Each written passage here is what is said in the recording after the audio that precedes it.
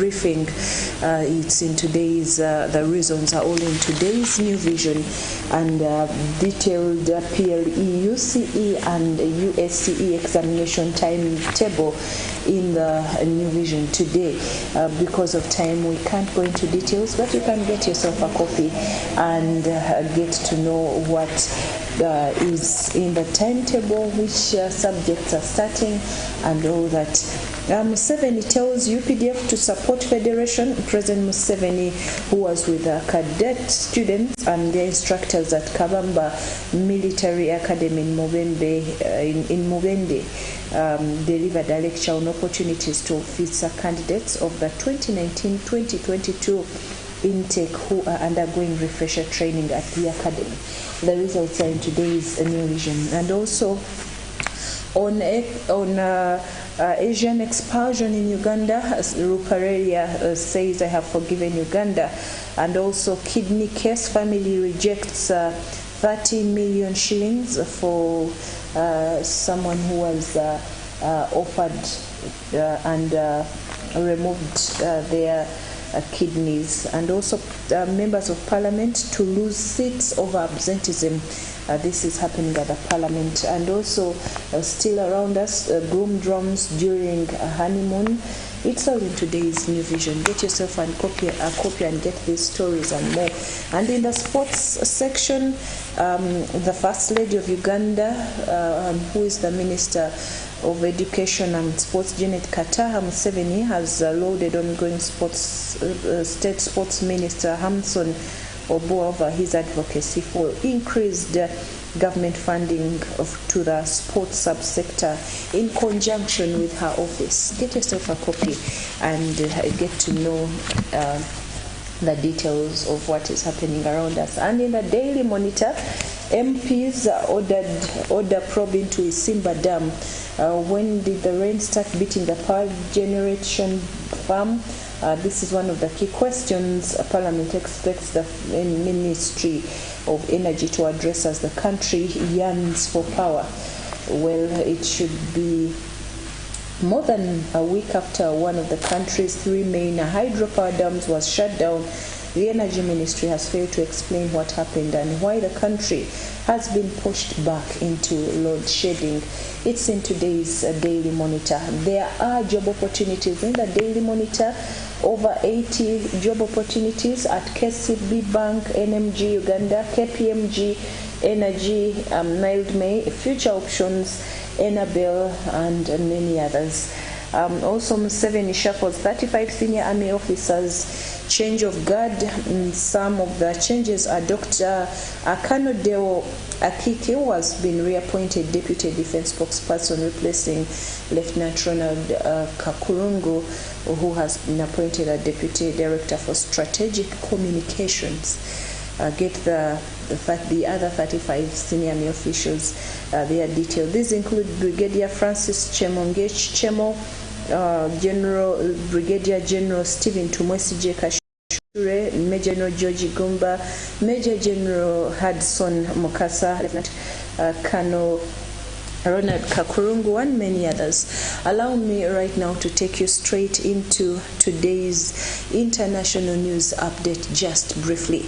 The police in Sudan's capital Khartoum have fired tear gas at thousands of protesters who took to the streets to demonstrate against the military junta.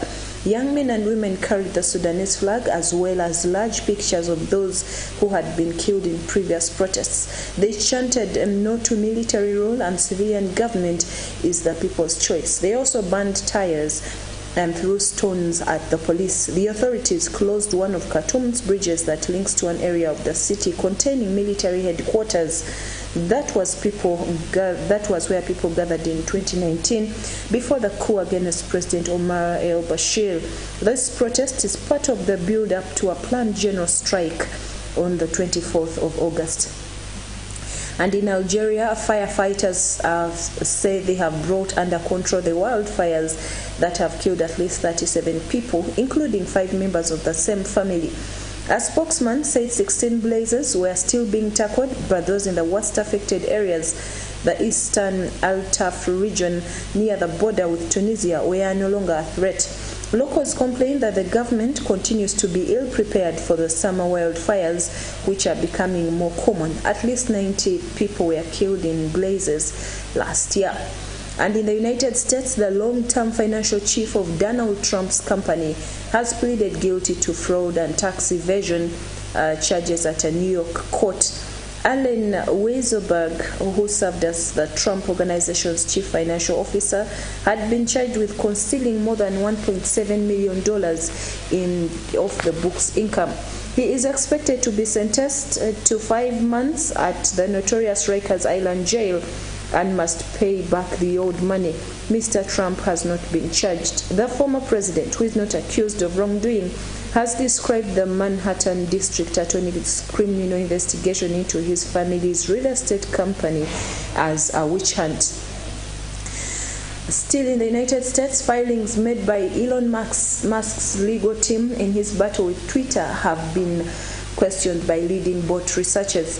Botometer, an online tool that tracks spam and fake accounts, was used by Mr. Trump in a countersuit against Twitter. Using the tool, Mr. Musk's team estimated that 33% of visible accounts on the social media platforms were false or spam accounts. However, Botometer creator and maintainer Kai-Cheng Yang say the figure doesn't mean anything. Mr. Yang questioned the methodology used by Mr. Trump, Mr. Musk's team, and told the press they had not approached him before using the tool. And in Ukraine, Kherson was the first major city in Ukraine to fall into the hands of Russian forces after the invasion began under 6 months ago. But now it's one of the Ukrainians have hopes of retaking. Since last month, Ukraine and its allies have been saying the counter-offensive in the Kherson region is gaining momentum, with Major General Dmytro Marchenko telling the press Ukrainian forces aim to recapture the city strategically located in the west of the Dnipro River within weeks. But if they do, it looks unlikely to be through a traditional full-scale attack. Instead, small drones could be playing a significant role. And in Rome, the Vatican has said it will not probe accusations of sexual misconduct against one of its top cardinals due to insufficient evidence. Canadian Cardinal Mark Ouellette was named in a class action lawsuit accusing 80 clergy members of sexual assault in his home province of Quebec. A former diocesan intern alleged the cardinal inappropriately touched her at public events between 2008 and 2010. Cardinal Ouellette has not commented on the accusations. The cardinal is not facing criminal accusations, and the allegations have not been tested in court. The allegations surfaced in a statement claim filed on Tuesday in Canada against Quebec Catholic Diocese. And moving on to the Middle East, Israeli troops have sealed shut the offices of several Palestinian human rights and aid organizations after saying last year it would designate them as terrorist organizations. Soldiers raided the offices in occupied West Bank at dawn, taking away paperwork and welding shut front doors. Israeli authorities allege the groups are a front for a military faction. The claim is rejected by the groups themselves and has been dismissed by European donor countries. And still, UN Secretary General Antonio Guterres has said he is gravely concerned about fighting near the Zaporizhia nuclear power plant in southern Ukraine. He made the comments during a summit with Ukraine's President Volodymyr Zelensky and Turkish leader Recep Tayyip Erdogan in Lviv.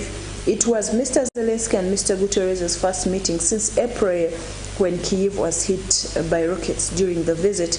Mr. Erdogan echoed the UN chief's concern, telling people that he was worried about the danger of another Chernobyl disaster erupting at the plant. In recent weeks, the area around the facility, which Russia seized in March, has come under heavy artillery fire, with both Kyiv and Moscow blaming each other for the attacks.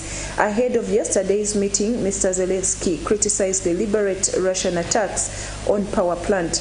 MONUSCO is accused of turning the facility into an army base, with all three leaders urging the Russians to demilitarize the zone as soon as possible. Meanwhile, local sources in the Russian-occupied Crimean Peninsula reported a number of large explosions near the Belbek military airport.